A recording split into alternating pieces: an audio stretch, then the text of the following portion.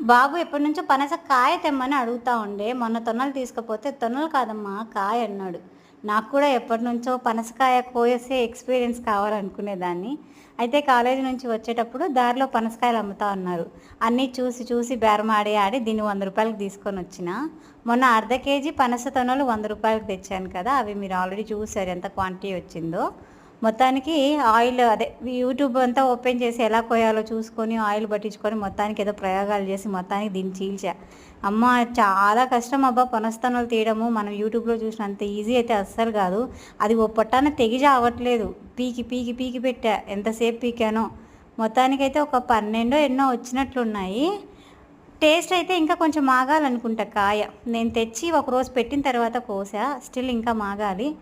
అవి పీకేటప్పుడే ఆ గింజలు చూసారు కదా, ఆ తొనలు ఊడిపోతే తినేసా. అవి పోనీ ఇవి మేలే అంటారా 100 రూపాయలకి.